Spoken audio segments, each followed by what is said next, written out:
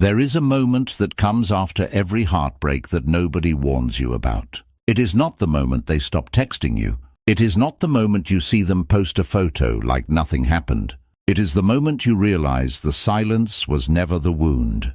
You were. If you have ever tried no contact and felt like it was working, right up until the second you were alone with your own mind at 2 in the morning, this video is for you. Because today we are going to talk about something far more painful than someone else's silence.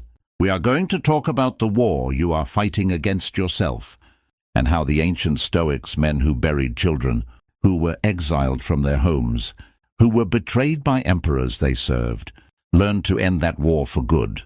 Welcome back to Wisdom of the Stoics, the place where ancient philosophy meets modern pain, and where we turn suffering into strength. If this is your first time here, consider subscribing, because what you are about to hear may change the way you experience loss for the rest of your life. Let's begin. Part 1. The lie we tell ourselves about silence. Somewhere along the way we all absorbed the same idea. We were told that if we could just endure the silence long enough, if we could go 30 days, 60 days, 90 days without reaching out, without checking their story, without driving past their street, we would heal. No contact became the sacred ritual of modern heartbreak, a kind of secular fasting. Cut off the source and the wound closes. And there is some truth in that. Distance does matter. Space does matter. But here is what nobody tells you, and here is what will save you years of unnecessary suffering if you let it sink in today. The silence was never the thing hurting you. Your relationship with the silence is what hurts you. Let that settle for a moment. Picture two people. Both are going through no contact with someone who left them. Both have blocked the same number. Both are staring at the same blank, silent phone screen. But one of them is spiraling, checking, refreshing, imagining, replaying every conversation, convincing themselves that the silence is a message, a punishment, a proof of their own unworthiness. The other person feels the ache too. Make no mistake, they are human. But they are not adding a second layer of suffering on top of the first. They feel the loss, and they let it pass through them like weather. Same silence, two completely different experiences of it. This is not a coincidence. This is not because one person got over it faster through sheer luck.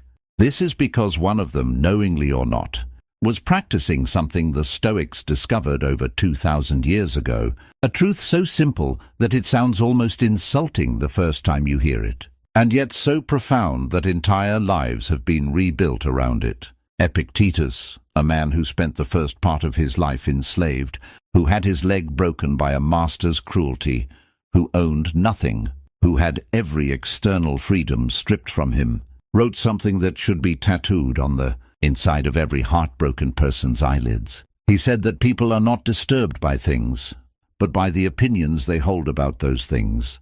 Read that again. People are not disturbed by things, but by their judgments about those things. Their silence is a thing. It is neutral. It is simply an absence of sound, an absence of messages, an absence of contact. It has no opinion about you. It carries no verdict. It is not sitting there deciding that you are unlovable, unworthy, forgettable. Silence cannot do that. Silence cannot do anything at all. It is you, in the privacy of your own mind, who takes that neutral silence and builds an entire courtroom around it. You become the prosecutor, the jury, and the condemned all at once. You take a blank space and you fill it with the worst possible interpretation your mind can conjure, and then you suffer as though that interpretation were fact. This is the hidden violence of heartbreak. It is not what they did. It is what you are doing to yourself in the aftermath, often without even realizing it. If you are watching this and something just clicked in your chest, do me a favor and type the word silence in the comments below. I want to know how many of you have felt this exact thing, the ache that isn't about them anymore, but about the story you built in their absence. Let's see how many of us are in this together tonight. Part 2. The story of a man who lost everything and found peace.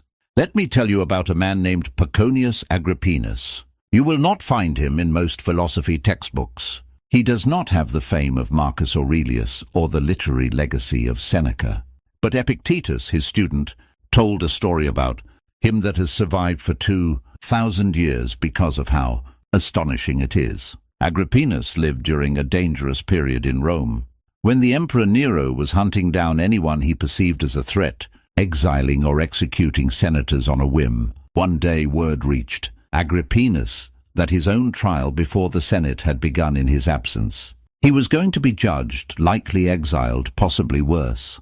And how did this man respond to news that would send most of us into a spiral of panic and dread? He said, "Well, let us go and take our exercise." He went to the gymnasium. He worked out. He lived his day exactly as he had planned it. Later a message arrived. He had been condemned. Exile was his sentence. His response? To Rome or to Aricia? Meaning simply, where shall my exile take me? Let's have lunch first. When someone expressed shock at how calmly he was taking the loss of his homeland, his position, his entire former life, Agrippinus responded with something extraordinary. He said that Rome was not his true country, but only the place where he happened to be born. His real country, the one that could never be exiled from him, was the one he carried within, the one built from his own character, his own judgments, his own choices. Now here is the connection I want you to sit with. Agrippinus was not hurt by the exile. He was hurt, if at all, only by what he decided the exile meant. He refused to hand his peace over to a piece of news, to a verdict from a senate, to circumstances entirely outside of his control. His body could be relocated, his property could be seized, but the part of him that mattered most, his judgment, his character, his inner citadel, remained entirely his own, untouched. This is precisely what is available to you right now, in this exact moment, regarding the person who has gone silent on you. Their silence, like Agrippinus's exile, is a fact. It happened. You cannot undo it, and dwelling on whether it is fair or unfair changes nothing about its existence. But what you decide it means about you, about your worth, about your future, about whether you are somehow broken or unlovable, that is not a fact. That is a story, and you are the author of that story, whether you realize it or not. Most people never realize they are the author. They think the silence is writing the story for them. They think the absence of a text message is dictating the terms of their self-worth. But it never was. It never can be. You have been the author this entire time, and the moment you understand that, everything begins to shift. Part 3. Why the pain of rumination is worse than the pain of loss. I want to introduce you to a distinction that will change how you understand your own suffering. There is a difference between pain and suffering. Pain is what happens the moment you learn someone has left you. The moment the silence begins, the initial jolt to the system. That pain is real. It is biological. It is almost unavoidable. And the Stoics never claimed we should feel nothing. Even Marcus Aurelius, the philosopher emperor, admitted to grief. He was human. He lost children. He wept. But suffering is different from pain. Suffering is what happens when the mind takes that initial jolt and replays it, again and again, embellishing it, exaggerating it, projecting it into an imagined future and dragging it backward into a reinterpreted past. Suffering is the story you tell about the pain, told over and over, each retelling adding a new layer of despair. This is what modern psychology now calls rumination. Though the Stoics understood the mechanism long before it had a clinical name, Marcus Aurelius wrote to himself, in the private journal we now call Meditations, a reminder so simple it is almost shocking, that if you are distressed by anything external, the pain is not due to the thing itself, but to your estimate of it, and this you have the power to revoke at any moment. Think about what he is really saying here. The silence happened once. It is a single event. But your mind, left unchecked, can replay it 1,000 times a day. Every replay is a fresh wound you are inflicting on yourself voluntarily, even though the original event is long over. The person who hurt you had one opportunity to hurt you. You, through rumination, are giving yourself that same wound over and over, sometimes for months, sometimes for years, long after they have moved on entirely unaware of the war raging inside your head. Doesn't that infuriate you a little when you say it out loud like that? They get to live their life, while you are the one still holding the knife, sinking it into the same spot again and again, calling it love, calling it grief, when really it has become self-inflicted punishment. This is the moment I want to challenge you, not gently, directly. How many times today have you replayed the same memory, the same message, the same imagined scenario of what they might be doing right now? Each replay was a choice, even if it didn't feel like one in the moment. And if it was a choice, however unconscious, it means you have more power here than you have been told.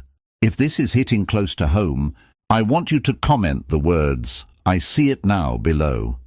Not for me, for you, because naming a pattern out loud is the first step to breaking it, and I want you to have a record, a moment in time, where you admitted this to yourself. Part 4. The dichotomy of control and the person who left. Epictetus opened his entire philosophical framework with a single, deceptively simple distinction. Some things are within our control, and some things are not.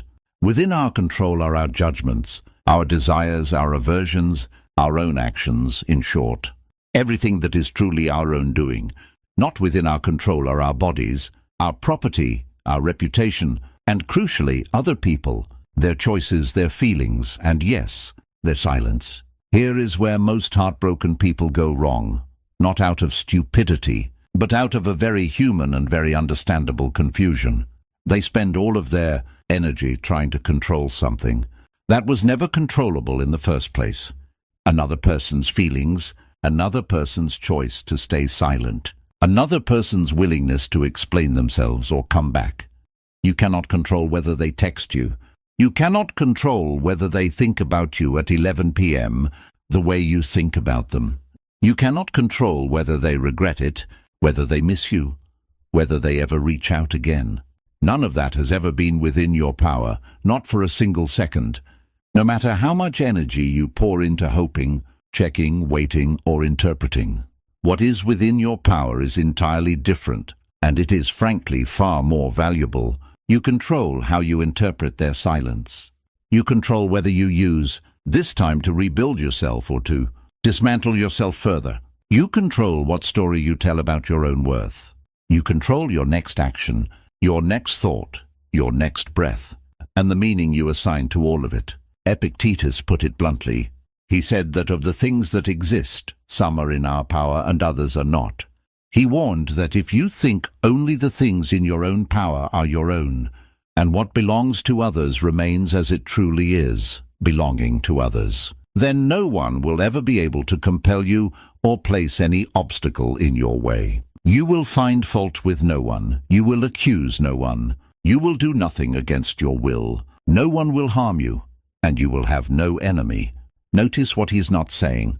He is not saying pretend you don't care. He is not saying suppress your feelings or numb yourself into some emotionless robot. That is a common and lazy misreading of Stoicism, and if you've heard that Stoics are cold or emotionless, please know that is not what this philosophy teaches, and it's not what we teach here on this channel. What he is saying is far more liberating than suppression. He is saying stop investing your peace, your identity, your entire sense of worth in something you were never able to control in the first place. Redirect that same energy, that same intensity, into the one domain where you actually hold power, which is your own inner world. This is not resignation. This is where real strength begins. Part 5. The story of Seneca and the loss that nearly broke him. Let me tell you about Seneca, because Seneca understood loss in a way that most self-help gurus today could never fake. Seneca lost his son. He lost his position twice. He was exiled to a barren island called Corsica for 8 years on trumped-up charges, separated from his wife, his friends, his entire former life, for a crime historians still aren't entirely sure he committed. Later in life, he was ordered by the Emperor Nero, a man he had once tutored as a boy, to take his own life, on the mere suspicion of disloyalty. If anyone had the right to be permanently and justifiably shattered, it was Seneca. And yet in his letters, we find some of the most profound writing on grief and loss in the history of philosophy. In one of his most famous letters, written to console a grieving mother named Marcia who had lost her son, Seneca does not tell her to stop feeling. He does not scold her for crying. Instead, he walks her through something remarkable. He reminds her that everything we have was only ever on loan from fortune, never truly owned by us in the first place. Fortune, he says, gives us nothing outright as our own possession. Everything we have, our positions, our loved ones, even our own lives, was always borrowed, and can be recalled at any moment without our consent. Now apply this directly to your situation. The relationship you had, the version of them that loved you, the future you imagined together. None of it was ever truly yours to keep in the permanent sense. It was on loan, not because love is meaningless, but because everything external to your own character was always subject to change, decay, and loss. This is not a cynical view. It is, paradoxically, the view that allows you to love fully while suffering less, because you stop being shocked and destroyed when the loan comes due. Seneca writes elsewhere about the practice the Stoics called premeditatio malorum, the premeditation of adversity.